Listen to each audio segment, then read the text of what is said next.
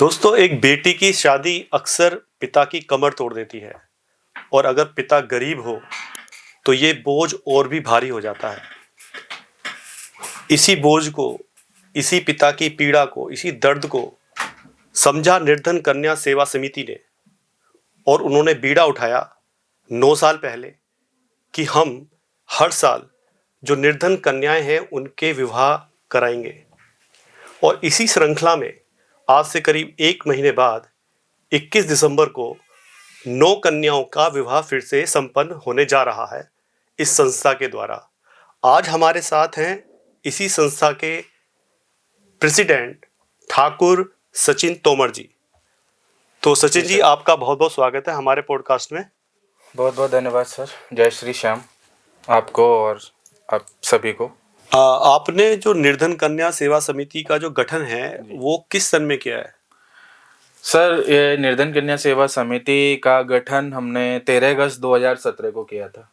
13 अगस्त 2017 को जी। तो कितने कन्यादान आप कर चुके अब तक? सर, जितनी मेरी उम्र नहीं उससे ज्यादा कन्यादान मैं कर चुका हूँ अब तक। अच्छा, हाँ। उम्र से ज्यादा या दुगने से ज्यादा? हाँ, समझ लो आप, दुगने ही कर चुका हूँ मैं।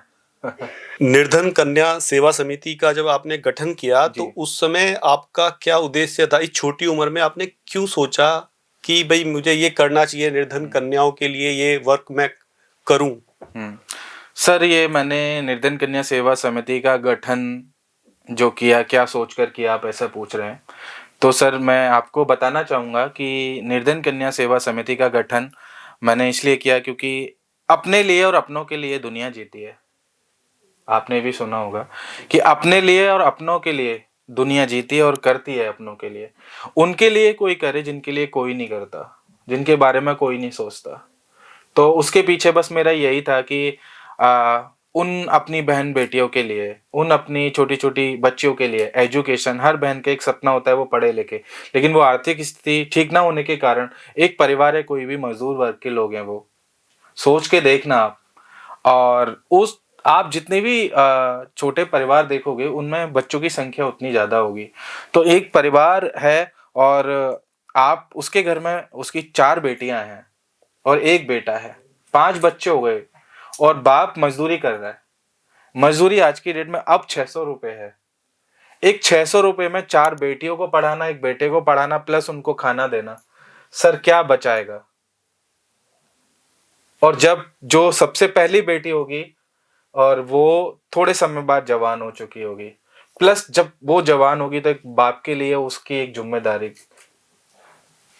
लकड़ी में जैसे दीमक लगती है, घुन लगता है ना, ऐसे जब अपनी बेटी बड़ी होते हुए गरीब बाप देखता है जो मजदूर है, उसमें एक चिंता खा जाती है, उसे चिंता लग जाती है। तो उनके भाव को सोचते हुए मैंने सोचा कि यार उन लोगों के लिए कुछ करो ना जिनसे आपका कोई लेना देना नहीं है। अपनों के लिए करना सर क्या करना, उनके लिए करो ना जिनके लिए कोई नहीं करता। तो मुझे भी, आपको भी भगवान ने भेजा है कुछ अच्छा करने के लिए, बट हम लोग यहाँ आके इस भागदौड़ भरी जिंदगी, अपने बच्चों की पढ़ाई, अच्छी स्कूलिंग, अच्छी शिक्षा, अच्छी एजुकेशन, अच्छा वर्क, अच्छा समाज, अच्छा सोसाइटी, हम लोग इसको मेंटेन करने में लग जाते हैं। लेकिन ये भूल जाते हैं कि सर लेके कोई कुछ नहीं जाएगा। सिकंदर भी खाली हाथ गया था, कुछ अगर जाएगा साथ तो सर सिर्फ और सिर्फ आपके अच्छे काम, अच्छे कर्म और जो आप समाज को दे पाओ। समाज आपको बहुत कुछ देता है, आपका भी कुछ फर्ज बनता है कि आप समाज को कुछ दो। उम्र से ज्यादा कन्यादान। यस। तो जब आपने पहला कन्यादान किया था, जब पहली शादी हुई थी, उस समय का अनुभव बताइए। क्योंकि पहला जो प्यार होता है या पहली जो आप वर्क करते हो या पहला जो भी कुछ होता है वो बड़ा इम्पोर्टेंट होता है सर, बहुत महत्वपूर्ण होता है वो चीज। तो वो जो पहला जो एक्सपीरियंस था आपका, उस कराने के बाद जो आपकी फीलिंग आई थी, उसके बारे में थोड़ा बताइए। उसके बारे में सर, सब पहला जब मेरा ये इवेंट था, मैंने 13 अगस्त 2017 में ये निर्धन कन्या सेवा समिति का गठन किया था। और उसी सन 2017 में दिसंबर में प्रथम सामूहिक विवाह समारोह निर्धन कन्या सेवा समिति द्वारा हुआ था। और सर पहला सामूहिक विवाह समारोह ऐसा हुआ था, ये नहीं कि 1 बहन का या 2 बहन का मैंने शादी कराया हो। मैंने तो कुछ नहीं कराया, हम सब लोगों ने, हमारी टीम ने और श्याम बाबा की कृपा, उनके आशीर्वाद से 5 बहनों का कन्यादान करा था। 5 बहनों का? हाँ, सबसे पहली बार 5 से शुरुआत करी थी, 5 से नीचे कभी नहीं गए। आगे आगे बढ़े ही हैं, जैसे अभी 9 का है। तो जब बहुत डर था मेरे अंदर कि कैसे होगा, बहुत चिंतन, और चिंता तो मैं अभी भी करता हूँ सर, जब तक वो प्रोग्राम खत्म नहीं हो जाता और मेरी बहन विदा नहीं हो जाती, तब तक सर मैं चिंता में ही रहता हूँ कि सब कुछ, बाबा का नाम जपता रहता हूँ, सब कुछ अच्छे से हो जाए, सब कुछ अच्छे से हो जाए। और सर आप यकीन नहीं करोगे, इतने इतने बड़े इवेंट, इतनी बड़ी बड़ी शादियाँ, कि इतने इतने लोग आते हैं, 8-8 बारातों का आना, 9-9 बारातों का आना, और बारात को प्रॉपर तरीके से संभालना, मतलब यहाँ तक कि पूरी व्यवस्था संस्था द्वारा की जाती है, बैंड से, ढोल से, वीडियोग्राफी से, पंडित से, मंडप से, जयमाला से, पार्लर से, ब्राइडल से, लड़की के उनके सब कपड़े, हर चीज A to Z, उनके स्वागत से, लड़के या लड़की के वाले की तरफ से कोई व्यवस्था नहीं चाहिए। ये काफ़ी बड़ा उत्सव होता है एक समाज में शादी का। तो ऑफ कोर्स आप इतने 5-5 कन्याओं का एक साथ या 9-9 कन्याओं का एक साथ विवाह कराते हैं, तो ऑफ कोर्स काम तो उसमें होगा ही ज़्यादा। जी। हम आपसे ये पूछना चाहेंगे कि जैसे एक बेटी की शादी होती है तो पिता एक तरह से पूरी कमाई उसके अंदर लगा देता है, जी। और तो एक गरीब परिवार के लिए कितना मुश्किल होता है। आपने, क्योंकि आप करीब से लोगों को देखा है, तो आपने क्या महसूस किया है इसके बारे में? सर सबसे पहले मैं ये बताना चाहूँगा आपको कि निर्धन कन्या सेवा समिति केवल शादी ही नहीं, बल्कि शिक्षा के क्षेत्र में भी बहुत काम करती है। 9 साल पहले, जैसा आपने भी बोला कि 9 साल पहले ऐसा क्या हुआ कि निर्धन कन्या सेवा समिति भाई गरीब बहन बेटियों की शादी के लिए काम करती है। एक्चुअली क्या है, संस्था शादी के साथ साथ एजुकेशन, शिक्षा के लिए भी काम करती है, और अब तक हम दर्जनों बहन बेटियों को अडॉप्ट कर चुके हैं शिक्षा के लिए। सबसे पहले हमारे लिए महत्वपूर्ण शिक्षा है, और ये मातृशक्ति की सेवा, राष्ट्र की सेवा, जैसे आप सभी को पता है कि जो हमारा एक अपना मानना है कि मैंने, अब आती है बात शादियों की, तो शादियों को लेके ये है कि जब एक पिता, जो भी कोई बहन बेटी होती है, एक पिता के लिए भी और जिम्मेदार भाई के लिए भी समाज में, तो जब हमारी बहन बेटी बड़ी होती है तो कहीं ना कहीं इंसान अंदर ना चिंता करने लगता है। एक पिता चिंतन उसके दिमाग में कहीं ना कहीं पैदा हो जाता है कि मेरी लड़की बड़ी हो रही है, और ऊपर से अगर उसको आर्थिक स्थिति ठीक ना हो, और आर्थिक स्थिति ठीक ना होने के कारण ये सबसे बड़ा सवाल बन जाता है जो आपने बोला कि एक भाई चिंता का विषय एक पिता के लिए, एक बेटी की शादी के लिए। जी।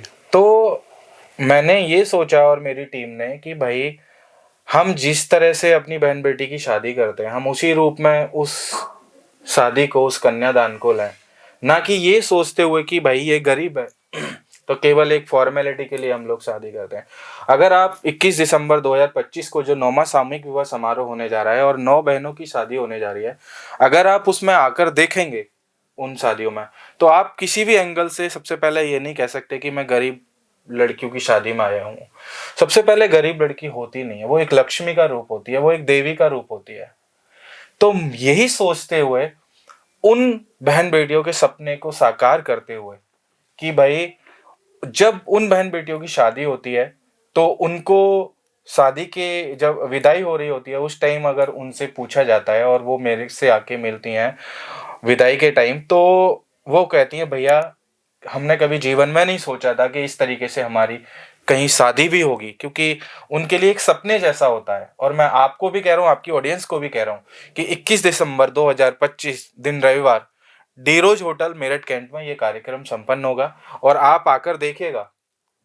केवल मैं आपके इंटरव्यू में या आपकी पॉडकास्ट में नहीं ये करने के लिए बोल रहा हूँ, मैं कह रहा हूँ आप लोग आके देखिएगा। मैं आपको सादर आमंत्रित करता हूँ कि श्याम बाबा की कृपा और उनके आशीर्वाद से और मेरी टीम की बहुत मेहनत से और हम लोगों की मेहनत से कि वो इवेंट कितना अच्छा होता है और कितने अच्छे से शादी की तैयारियां होती हैं, कि कितने अच्छे से बारात का स्वागत करते हैं। जैसे हम अपनी बहन बेटियों की शादी में तैयारियां करते हैं, उसी रूप में उन सब बारातियों का स्वागत होता है।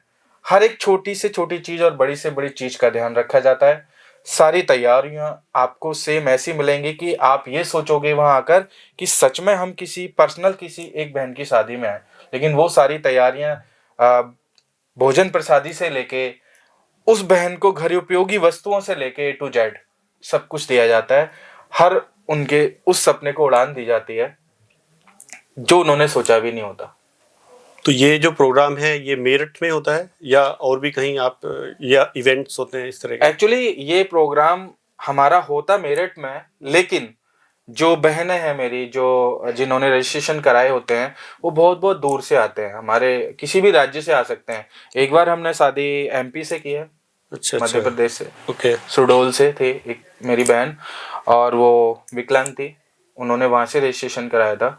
बरेली, रामपुर और हल्द्वानी, काफ़ी जगह जगह से लोग यहाँ पर रजिस्ट्रेशन कराते हैं। तो ये आप गरीब परिवारों में मतलब किस तरीके से वो आपसे संपर्क करते हैं या आप संपर्क करने के लिए उनके घर जा कर के देखते हैं उनकी पोजीशन क्या है, मतलब किस तरीके से संपर्क कैसे होता है, आगे ये बात बढ़ती कैसे है?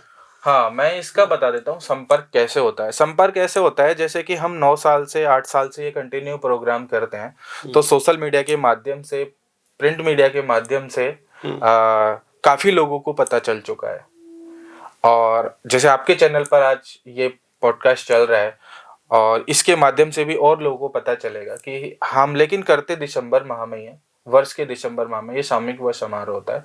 तो डिजिटल मीडिया का भी काफ़ी बड़ा रोल है उसमें, क्योंकि सब लोग कहीं ना कहीं आज गांव-गांव, घर-घर, हर छोटे टपके में फ़ोन है और डिजिटल मीडिया है। उसके माध्यम से सबको पता है कि निर्धन कन्या सेवा समिति हर बार ये सामूहिक विवाह समारोह का आयोजन करती है।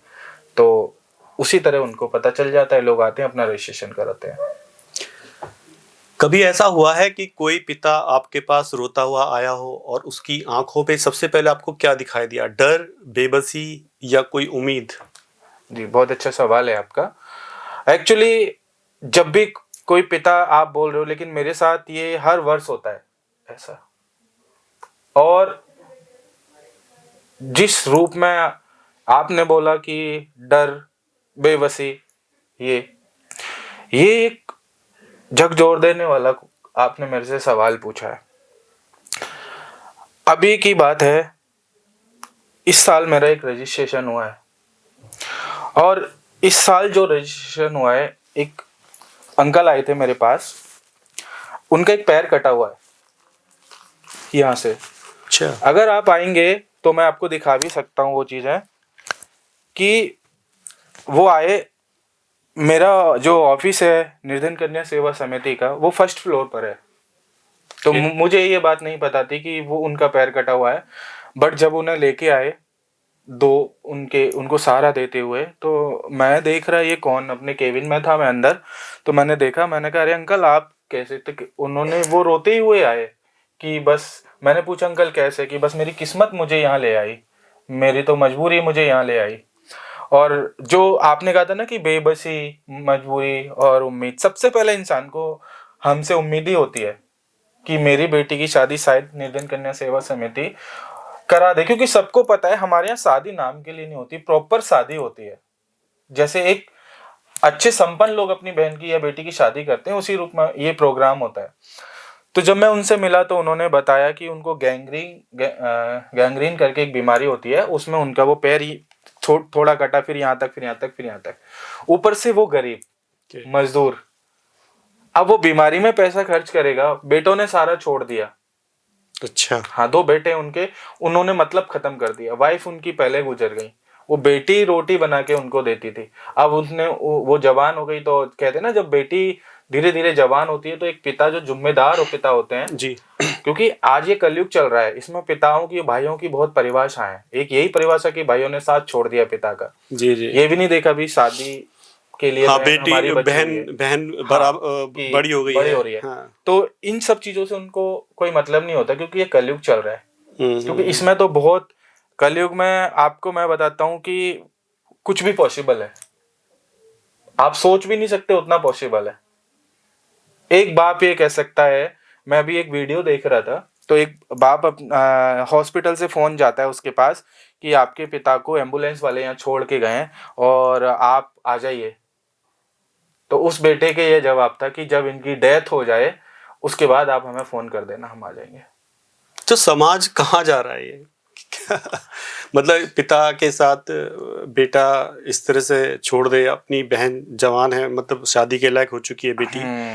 आपका बहुत अच्छा सवाल है। हम्म, ये सब हम लोग ही सिखा रहे हैं, जो समाज आज कर रहा है ये हमारी देन है। हम्म, हम्म, हम्म, आज हम भूल जाते हैं, बेटे घर से निकल जाते हैं, माँ बाप पढ़ाते हैं उन्हें, वो अपनी एक जिम्मेदारी निभाते हैं, जॉब करते हैं, ये सब करते हैं।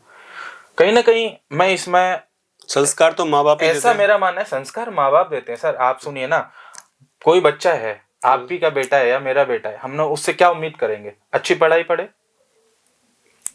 अच्छे स्कूल में बिल्कुल जाए, बिल्कुल। अच्छी एजुकेशन ले, हाँ हाँ अच्छी तालीम ले, जी। और वो जाके कल को अच्छे पोजीशन पर, अच्छे उस पर जाए। एक बेटा है, वो अपना पढ़ लिख के अपना चला गया बाहर, उसने अपना घर बसा लिया बाहर, उसको अपने बच्चों की जिम्मेदारी है।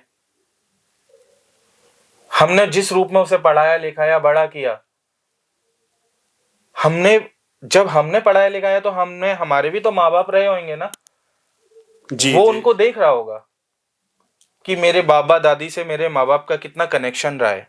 जब मेरे बाबा दादी से मेरे माँ बाप का कनेक्शन नहीं रहा, कल को जब मेरे बच्चे की अपनी फैमिली होगी, उनका क्या मेरे से इमोशन जोड़ा होगा, क्या रह जाएगा आप बताइए। तो ये सब कुछ देन हमसे ही है, हम ही लोग समाज को दे रहे हैं और समाज वापस हमको दे रहा है। तो जैसे आप शादी कराते हैं तो पूरा, जैसे आपने बताया कि सारा हम सामान वगैरह सब प्रोवाइड कराते हैं, तो उसमें जितना भी जरूरत का सामान होता है वो सब आप देते हैं? हाँ जी, कि जैसे घर के जो भी बर्तन वगैरह ये सब सब कुछ। सब कुछ। तो उसके बाद वैसे आजकल जब शादी हो जाती है तो ऐसा तो नहीं होता है कि शादी के बाद सारी जिम्मेदारियां खत्म हो जाती हैं? कहीं ना कहीं आज जिस तरह का माहौल चल रहा है, तो शादी होने के बाद भी बहुत सारी समस्याएं आती हैं, हम्म लड़ाई झगड़े भी होते हैं पति हम्म पत्नी में। हम्म तो कभी ऐसा हुआ है कि आपने शादी कर दी या फिर उनके झगड़े हुए तो वो बातें फिर आपके ऊपर आई हों और आपने उनको सुलझाया हो? कोई इस तरह की घटना मैं घटी हो? आपको एक बात बताता हूँ सर, ये लड़ाई, ये झगड़े, ये कलेश, ये सब संपन्न लोगों की चीज है, पढ़े लिखे लोगों की चीज है और संपन्न लोगों की चीज है। ये गरीब लोगों में कभी झगड़े नहीं होते, वहाँ बहुत प्यार होता है, वहाँ बहुत सम्मान होता है ना। ये सब चीजें तो बस तो कभी ऐसी अलग ही समस्या है। नहीं है ये नहीं आपको? नहीं नहीं, कभी नहीं, बहुत प्यार से सब।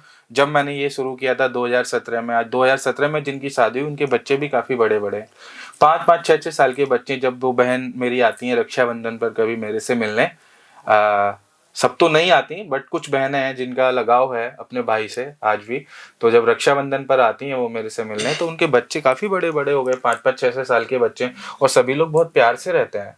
तो ये जो लड़ाई झगड़े हैं और ये चीजें हैं, ये सब छोटी मोटी की घटनाएं तो छोटी मोटी होती की हैं। घटनाएं हर घर में होती हैं सर, मेरे भी होती हैं, आपकी भी होती हैं, अच्छा। हाँ। छोटी मोटी घटनाएं सबके घर में होती हैं, वो कोई बड़ी बात नहीं है, वो चल जाता है। लेकिन जैसे तलाक हुए, ये सब हुए, आपने कभी देखा है किसी गरीब को कोर्ट कचहरी में तलाक की लाइन में खड़े हुए देखा? आपको सब संपन्न महिलाएं मिलेंगी, संपन्न लड़कियां मिलेंगी, संपन्न घर से लोग मिलेंगे। तो वहाँ थोड़ा सा कहते हैं ना एडजस्टमेंट, एक नॉर्मल लोग कर सकते हैं, गरीब परिवार कर सकते हैं। वो अपनी समस्याओं से जूझ रहे होते हैं। अच्छा, जैसे आप लड़की की बेटी की शादी कराते हैं, किसी कन्या की बेटी की, तो उसमें जो शादी से पहले उनके अंदर डर होता है कि आगे जो मुझे फैमिली कैसी मिलेगी, क्योंकि आम तौर पे भी शादियां होती हैं नॉर्मल मीडियम फैमिलीज में या कहीं भी, तो कहीं ना कहीं एक डर होता है एक लड़की के अंदर कि आने वाला, तो वो जो शादी होती है उसकी पसंद और सहमति के साथ होती है, मतलब हाँ, मैं इसमें बताता हूँ, ऑडियंस को भी बताता हूँ, क्योंकि हम जो शादी कराते हैं वो उन्हीं की मर्जी से होती है, और ये अरेंज मैरिज होती है, और उन्हीं के घर वाले उनके लिए लड़का देखते हैं। अब जब हम रजिस्ट्रेशन करते हैं तो हम पूरी पेपर फॉर्मेलिटीज, पूरा देख रेख कि भाई एक्चुअल में उस स्थिति में है, हमको हेल्प करनी चाहिए नहीं करनी चाहिए। बहुत बार ऐसा भी हुआ है कि 1-2 रजिस्ट्रेशन फेक भी आ जाता है, तो हमारी टीम जांच पड़ताल करती है, पूरा प्रॉपर गांव के प्रधान से हम एफिडेविट लेते हैं और अच्छा। परिवार से भी एफिडेविट वगैरह बनवाते हैं कि भविष्य में कोई प्रॉब्लम ना हो। और लड़के वालों को भी हम लोग एक मतलब बॉन्ड में लेते हैं कि कल को इस बहन को, क्योंकि जैसी भी है अभी देख लो, और कल को कोई दिक्कत होती नहीं है, वैसे ऐसे अब तक हुआ नहीं ऐसा, बाकी हाँ उनको चलो ठीक है। और एक चीज़ में मुझे ये पूछनी थी कि जब आप कभी शादी के लिए लड़का या लड़की जब दोनों तैयार हो जाते हैं और उनकी शादी हो जाती है, उसके बाद कभी आप कह रहे हैं कभी ऐसा केस नहीं आया कि जहाँ पे झगड़े हो, तो तलाक की तो कोई बात ही नहीं होगी, और आप कह रहे हैं कि तलाक भी जो है वो अधिकतर संपन्न परिवारों में ही होते हैं, तो इस तरह की कोई समस्या नहीं आती है। लेकिन फिर भी अच्छा ये बताइए कि इतने दिनों से आप शादियां करा रहे हैं, कोई ऐसी घटना घटी हो जिसने आपको हिला दिया हो? मतलब कोई कन्या है, पिता आया, कोई मतलब जैसे आपने पिता की कोई कहानी बताई, कोई बेटी की कोई कहानी इस तरह की हो आपके जीवन में? बेटी की कहानी मेरे जीवन में बस एक ही कहानी मेरे जीवन में हुई थी, जो सुडोल जिले से जो एक बहन आई थी लास्ट ईयर, और वो 85% डिसेबल थी। 85%? हाँ, नीचे धड़ से पूरा डिसेबल थी। अच्छा। और उसकी शादी करने का मेरा एक अलग ही नज़रिया था, और उसको मैंने 2-3 दिन पहले बुलाया था मेरठ, और उसको फिर एक होटल में रुकवाया था पूरा, उनके घर से जो भी फैमिली आई थी। मतलब क्या था उसको डिसेबल? मतलब विकलांग थी वो।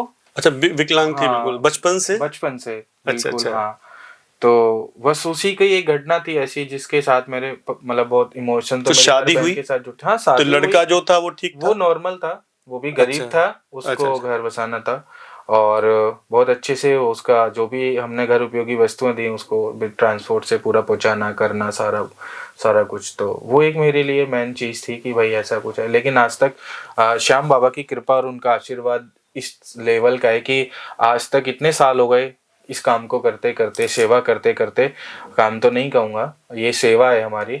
और इसमें आज तक कभी कोई, इतने बड़े बड़े फंक्शन होते हैं हमारे, कभी कोई आज तक थोड़ा सा भी प्रॉब्लम नहीं आई है। नहीं आई है।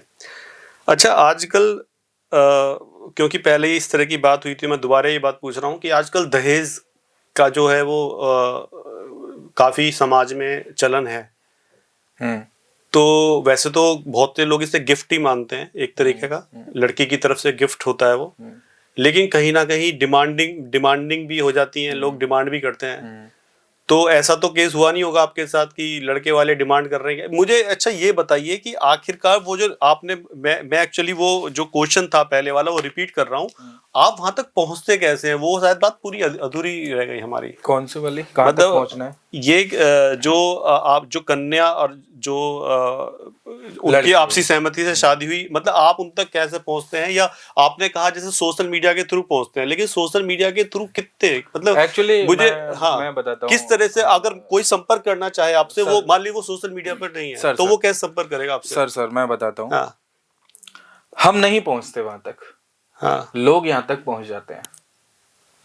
अच्छा, नेटवर्क से? हाँ, वो नेटवर्क इस तरह से है सोशल मीडिया का, हाँ। कि आपको पता है, आप कह रहे हो कि उनको सोशल मीडिया पे नहीं, आजकल हर 5वीं क्लास पास नहीं करता बच्चे को माँ बाप फोन दे देते, पढ़ाई कर रहा है, चाहे वो आगे कुछ भी कर रहा है। अच्छा, लेकिन अच्छा। ये है कि वो लोग यहाँ तक पहुंच जाते हैं, समाज में सबको पता है हमारे मेरठ में, और आपके चैनल के माध्यम से भी मैं बताना चाहता हूँ, और आगे जो लोग ब्रॉडकास्ट देखेंगे इनको भी पता होना चाहिए कि मैं अपना नंबर भी मेंशन करूंगा, क्योंकि हर साल ये सेवा हम कराते हैं दिसंबर में, और मैं उन परिवारों के लिए बना हूँ, मैं और मेरी टीम, हम उन लोगों के लिए हैं, हम उन बहनों के सपनों को साकार करने के लिए बने हैं, और हम भी बने, आप भी बने, बस सोच सोच का फर्क है कि जो शादी योग्य हो गए हैं और उनके पास आर्थिक स्थिति, आर्थिक अभाव के कारण शादी करने में सक्षम नहीं है, और वो अपनी बिरादरी में लड़का देखें और उसके बाद हमसे संपर्क करें। अक्टूबर नवंबर में, दिसंबर में ये प्रोग्राम होता है। ठीक है। और किसी को अगर लव मैरिज, मान लीजिए दो जोड़े हैं, उनके माँ बाप तैयार नहीं है, वो जोड़ा आपके पास आता है कि हम गरीब हैं, हम शादी नहीं कर सकते, अब वो लव मैरिज करना चाहते हैं, तो उसको भी आपकी संस्था शादी कराएगी? हाँ, मैं शादी कराऊंगा, बट माँ बाप राजी नहीं है, मैं उनको राजी करने का काम सबसे पहले करूंगा, क्योंकि जब ब्याह की कुछ रीति रिवाज होते हैं, अपने माँ बाप का आशीर्वाद होना बहुत जरूरी होता है, एक बेटी के लिए और बेटे के लिए भी। तो उनके माँ बाप अगर राजी नहीं है, उनको मनाने का काम मैं कर सकता हूँ, बट बिना माँ बाप के वो शादी कर रहे हैं तो वो तो वैसे ही खिलाफ है। अच्छा। तो मैं, हाँ, वो तो देखो, और आज तो वो शादी कर लेंगे, कल को उस बेटी को दुख होगा, दर्द होगा, कौन सहेगा? जी जी जी वो जी। कल को अगर माँ बाप के, मैं उनके माँ बाप के लिए मैं हाथ जोड़ लूंगा, मैं मना लूंगा उनको, कम से कम वो अपने माँ बाप के साथ दर्द तो शामिल कर सकती है, कल को कुछ बता सकती है। अगर माँ बाप ही नहीं रहेंगे तो फिर कैसे, अगर ऐसे इतनी लव मैरिज कराऊंगा मैं, किस किस का दर्द, फिर आए दिन कुछ ना कुछ प्रॉब्लम होगी।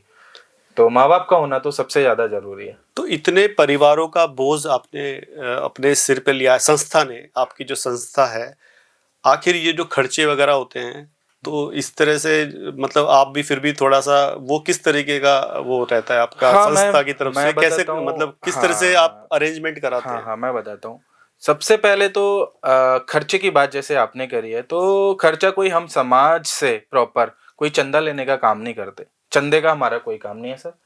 दूसरी बात है, मैं हूँ और मेरी टीम है, और मेरे ऊपर श्याम बाबा का आशीर्वाद है। मेरे भैया लोग हैं, और हम सब लोग आपस में कंट्रीब्यूट करते हैं। अच्छा, हाँ, जो मेरे जो मेंबरशिप मेंबर्स हैं वो, और जो हमारा संरक्षक मंडल है, जो हमारी टीम है, और जो भी महिला नारी सशक्तिकरण की जो टीम है हमारी, और बाकी मेरे भैया लोग हैं जो मेरे अच्छा से बड़े अच्छा, हैं, हम लोग आपस में कंट्रीब्यूट करते हैं। ओके। हाँ, हमारा संरक्षक मंडल है, मेरे एक भाई साहब हैं, वो हमेशा शादी करते हैं, चौहान साहब, और बाकी भैया हैं, सब लोग आपस सब में हम लोग लोग मिल करके, कंट्रीब्यूट करते हैं। हाँ। हाँ, ठीक है। अच्छा ये बताइए कि 21 दिसंबर 2025 में जो मेरठ में शादी होने वाली है, उस पर आप समाज को क्या संदेश देना चाहते हैं? मैं यही संदेश देना चाहता हूँ सबसे पहले कि अभी 21 दिसंबर 2025 दिन रविवार को 9वां सामूहिक विवाह समारोह होने जा रहा है निर्धन कन्या सेवा समिति के तत्वाधान में, और 9 बहनों का कन्यादान होगा उस दिन। 9 बहनों की शादियां हैं। तो समाज से बस मेरी यही हाथ जोड़कर ये प्रार्थना करता हूँ कि आप अपना आशीर्वाद देने उन बहन बेटियों को, और मेरा मार्गदर्शन करने आप जरूर आएं। मुझे आपकी प्रतीक्षा रहेगी। आप सादर आमंत्रित हैं। डी रोज होटल मेरठ कैंट में 21 दिसंबर 2025 को। इसके अलावा ये बताइए कि जो जरूरतमंद परिवार हैं वो आपसे कैसे संपर्क कर सकते हैं? जो भी जरूरतमंद परिवार हैं, इस शादियां अपनी बहन बेटियों की शादी कराने के लिए, जो आर्थिक स्थिति उनकी ठीक नहीं है, उनके लिए बस यही है कि वो लोग हमारे खुद के सोशल मीडिया अकाउंट पर हमारे नंबर होते हैं, आपके चैनल पर हमारा नंबर है, तो जो भी लास्ट में इसमें सारे नंबर दिए गए होंगे, आप उन पर संपर्क कर सकते हैं एजुकेशन के लिए और मैरिज के लिए। एक गरीब परिवार की बेटी आपकी संस्था की वजह से मुस्कुराती है, यही आपकी सबसे बड़ी कमाई है। यस, मेरे लिए सबसे महत्वपूर्ण वो पल होता है विदाई का, जब बहन विदा होती है। जी। वो उसके माँ बाप भी खड़े होते हैं और हम लोग भी खड़े होते हैं। वो माँ बाप की तरफ ना जाकर अपने भाई के गले लगती है, और जो रोती है बहनें, मैं भी मेरे को भी रोना आता है, क्योंकि वो पल ही ऐसा होता है। जी जी जी। तो इतने 1-2 महीने की हमारी मेहनत होती है, और उस टाइम जब वो विदा हो रही होती है, मतलब मेरे पास क्या बताऊँ, खुद ही शब्द नहीं है वो सब चीज़ें बताने के लिए। और जो मुझे मिलता है, जो मुझे फील होता है, शायद उसे मैं शब्दों में नहीं बता सकता। और इसके अलावा जो शिक्षा से रिलेटेड भी आप वर्क करते हैं, तो शिक्षा में थोड़ा सा बताएंगे किस तरह की? हाँ, शिक्षा में मैं आपके चैनल के माध्यम से बताना चाहता हूँ कि कोई भी आपके आसपास, कोई भी आपके मोहल्ला पड़ोस में कोई भी बहन बेटी ऐसी है जो पढ़ना चाहती है और उसके माँ बाप उसे पढ़ाने में असमर्थ हैं, तो हम फर्स्ट से लेके 12th तक एजुकेशन दिलाते हैं, और उनकी शिक्षा को हम एडॉप्ट करते हैं। उनकी फीस हम तिमाही छमाही करके ऐसे संस्था द्वारा चेक दिए जाते हैं। डायरेक्ट स्कूल को हम फीस सबमिट करते हैं, और मेरे पास दर्जनों बहन बेटी आज भी हैं जो निर्धन कन्या सेवा समिति के थ्रू अपनी अपनी एजुकेशन पूरी कर रही हैं। सचिन जी, आपकी जो मेहनत है, जो आपने संस्था बनाई, उसके बाद आप बहुत सारी जो कन्याएं हैं उनका विवाह किया है, और आपने कहीं ना कहीं एजुकेशन के लिए भी उनके लिए वर्क कर रहे हैं, और आपका जो एक कार्य है बहुत ही सराहनीय है। और आप हमारे कहने से हमारे पॉडकास्ट में आए, इसके लिए आपका बहुत बहुत धन्यवाद। सर, आपका भी बहुत बहुत धन्यवाद कि आपने इस काबिल समझा कि समाज को पता चलना चाहिए कि भाई एक संस्था ऐसी भी है जो एजुकेशन और मैरिज के लिए काम करती है, उन बहन बेटियों के सपनों को उड़ान देती है। तो मैं भी आपका बहुत बहुत धन्यवाद करूंगा। जय श्री श्याम। जय श्री श्याम।